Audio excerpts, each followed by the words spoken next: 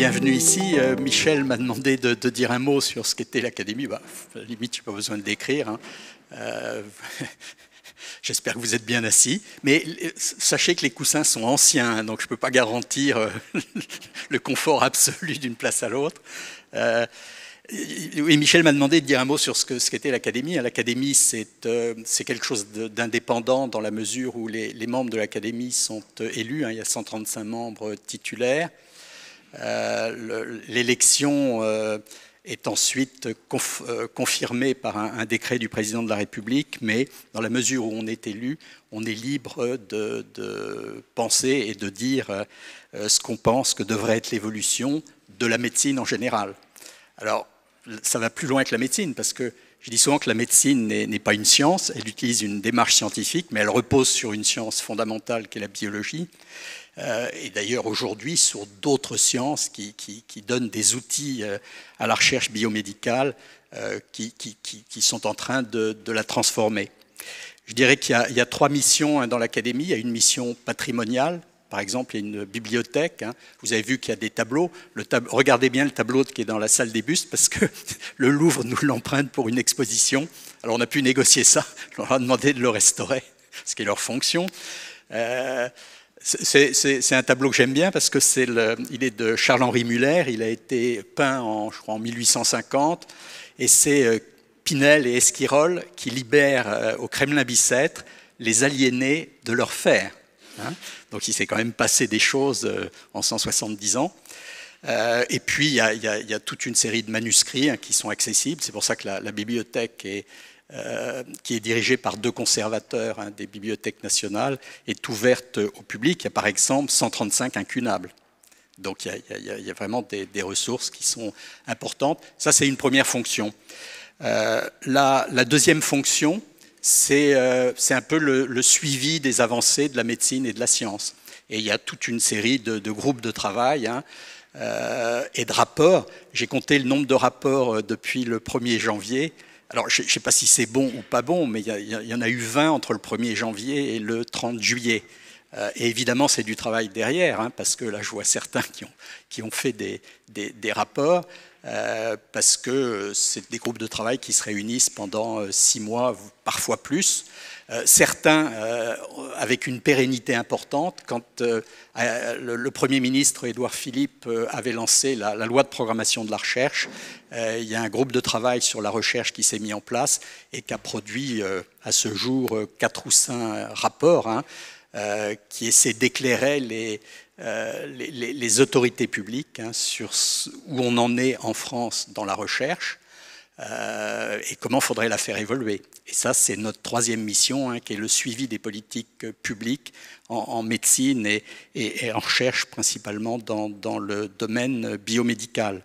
Alors, je ne vais pas empiéter sur ce que dira Alain Tedgui dans la conclusion. Hein. J'ai vu qu'il parlerait de où on en est, où il faut aller. Hein. Ça rappelle un tableau de Gauguin, mais je ne sais pas si ton inspiration vient de là.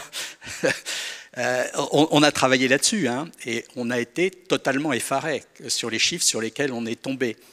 Arnold Migus, qui était dans le groupe de travail, par exemple, a pu sortir les chiffres du budget de l'État. Et c'est comme ça qu'on s'est aperçu, par exemple, que là où on met, c'est intéressant, ça tout le monde le sait, on met 2,2 de notre PIB dans la recherche en France. C'est d'ailleurs intéressant parce qu'au traité de Lisbonne, la France était vraiment le pays qui poussait tous les autres pays européens à aller à 3%. Et comme je dis parfois, d'ailleurs, il y en a d'autres qui l'ont fait. Hein, l'Allemagne est entre 3,1 et 3,2. Et ça, c'est un premier problème qu'on a. Et je pense qu'on a un second problème qui est culturel. C'est que la France n'a jamais mis le paquet sur la recherche biomédicale. Elle a toujours mis le paquet sur la physique et sur d'autres disciplines. Et comme je dis parfois, si on avait été les premiers à mettre le pied sur la Lune, je suis sûr que je serais au courant. La recherche biomédicale, hein, on a trouvé qu'en 2018, on mettait 17,2% du budget de la recherche dans la recherche biomédicale. Alors on est content parce que ça a beaucoup monté. Je crois que récemment, les chiffres qu'on a sortis il y a 2 ans, c'était 18%. À titre de comparaison, les États-Unis mettent 50%, la Grande-Bretagne met 50%, l'Allemagne met un peu moins, mais elle elle met 3,2 de son PIB dans la recherche. J'avais regardé le budget de l'INSERM en 2020, c'était 752 millions, dont 2 tiers de salaire. La même année, le budget du Helmholtz, c'était 3,6 milliards, sans citer le 1,8 milliard du Max Planck, etc., etc.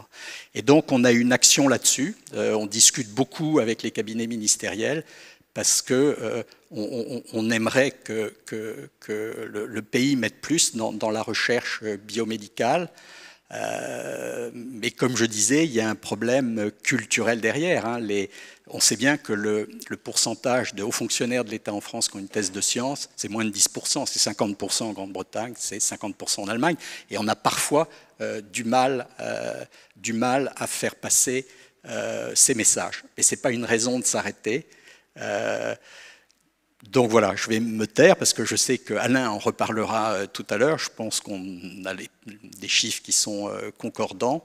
Il y a d'ailleurs un chiffre qui est très intéressant. Quand je parle d'un problème culturel, désolé, puis je m'arrête après, mais quand on parle d'un problème culturel, quand on a fait notre premier rapport sur la recherche au moment de la LPR, on a interviewé Jean-Pierre Bourguignon. Et c'est vrai que vous voyez en France sortir des tas de projets sur l'innovation, avec quand même une tendance qui, en général, est de prendre des découvertes déjà faites et penser qu'en les finançant, on va faire ces découvertes. Mais on va les faire puisqu'elles ont déjà été faites. Et ça, Jean-Pierre Bourguignon nous a donné un chiffre qui est très intéressant. Sur le programme européen 2015-2020, l'Europe mettait 10% de ses budgets de recherche dans l'ERC. L'ERC, c'est le prototype de programme européen qui part de la base et qui sont des projets fondamentaux. 27% des brevets qui sortent des projets européens viennent des projets ERC. Et ça, je pense que c'est un message qu'on a essayé de faire passer auprès de ceux qui représentent la recherche biologique et médicale auprès des cabinets ministériels. Il est assez difficile à passer. Peut-être qu'il va falloir qu'on traduise d'ailleurs nos rapports en latin pour qu'ils soient plus accessibles à ceux qui nous dirigent. En tout cas, bienvenue et merci.